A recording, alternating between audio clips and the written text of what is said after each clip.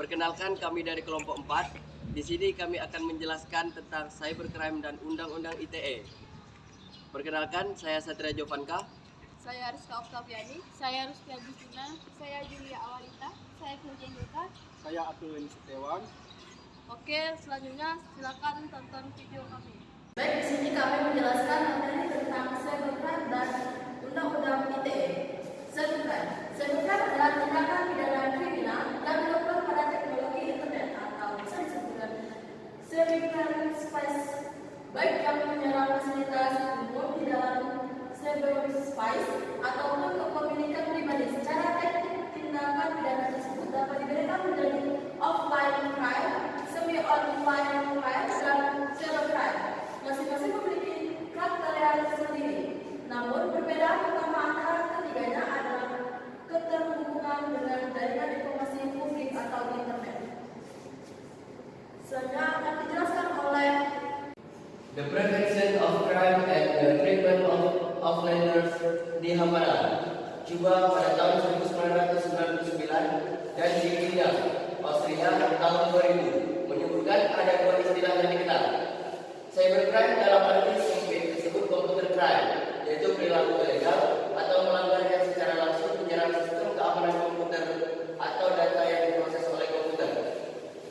Related crime, yaitu perilaku ilegal atau melanggar yang berkaitan dengan sistem komputer atau jaringan.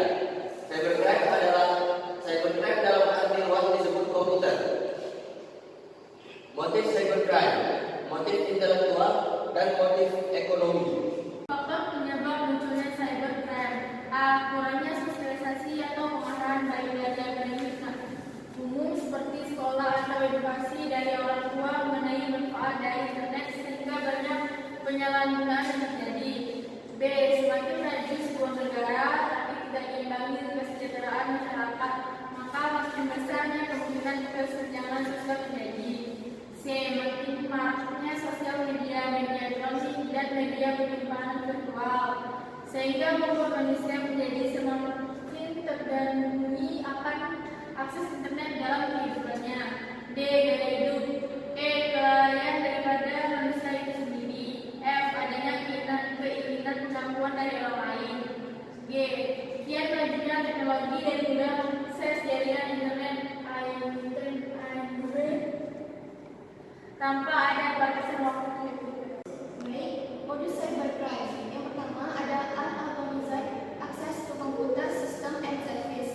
Yang kedua, mega content, data forgery, cyber espionage, cyber sabotage and extortion, offense against intellectual property, infringement of privacy, cracking, malware, and spyware, coding, phishing, dan tipu cyber.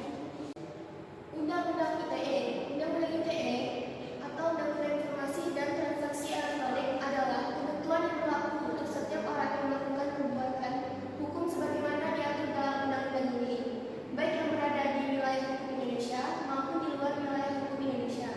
Undang-Undang Informasi dan Transaksi Elektronik atau UITE atau yang disebut dengan cyber law digunakan untuk mengatur berbagai perlindungan hukum atas kegiatan yang memanfaatkan internet sebagaimana medianya, baik transaksi maupun pemanfaatan informasi. Dalam Undang-Undang ITE terdapat sekitar 11 pasal yang mengatur tentang perbuatan yang dilarang dalam UU ITE yang mencakup hampir 22 jenis perbuatan yang dilarang. Dari 11 pasal tersebut, ada 3 pasal yang dicurigai akan membahayakan blogger.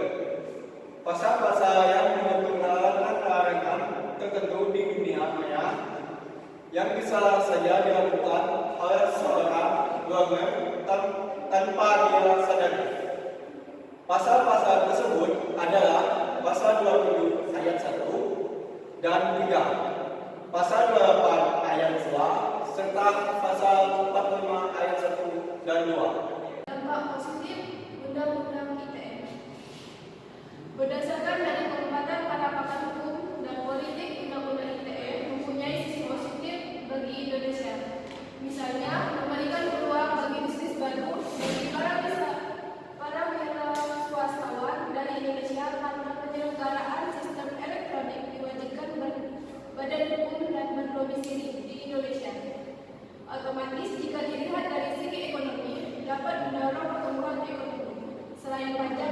menambah penghasilan negara, juga menyerap tenaga kerja dan meningkatkan penghasilan penduduk. Yang kedua, UU itu juga dapat mengantisipasi kemungkinan penyalahgunaan internet yang memberikan perlindungan hukum terhadap transaksi dan sistem elektronik, serta memberikan perlindungan hukum terhadap kegiatan ekonomi, misalnya transaksi perdagangan. Penyalahgunaan internet kerap kali terjadi seperti pembobolan situs tertentu milik pemerintah, kegiatan ekonomi lewat transaksi elektronik seperti bisnis lewat internet juga dapat meminimalisir adanya penyalahgunaan dan penipuan. Ketiga, UU itu juga memungkinkan kejahatan yang dilakukan oleh seseorang di luar Indonesia dapat diadili. Selain itu, UU ITE juga membuka peluang kepada pemerintah untuk mengadakan program pemberdayaan internet.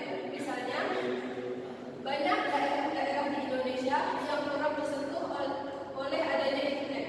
Undang-undang ini juga memberikan solusi untuk meminimalisir penyalahgunaan internet. Jika ada dampak positif, pasti juga ada dampak negatif. Dampak negatif UU ITE adalah selain memiliki sistem positif UU ITE, ternyata juga terdapat sisi negatifnya. Contohnya, kasus Prita Mulyasari yang berurusan dengan Rumah Sakit Omni Internasional juga sempat dijerat dengan undang-undang ini. Prita dituduh mencemarkan nama baik lewat internet. Padahal dalam undang-undang konsumen dijelaskan bahwa hak dari konsumen untuk menyampaikan keluh kesah mengenai layanan publik. Dalam hal ini seolah-olah terjadi tumpah tindih antara UU ITE dengan UU konsumen. UU ITE juga dianggap banyak oleh pihak bahwa undang-undang tersebut membatasi hak kebebasan berekspresi, mengeluarkan pendapat, dan menghambat kreativitas dalam berinternet. Padahal sudah jelas bahwa negara menjamin kebebasan setiap warga negara untuk mengeluarkan pendapat.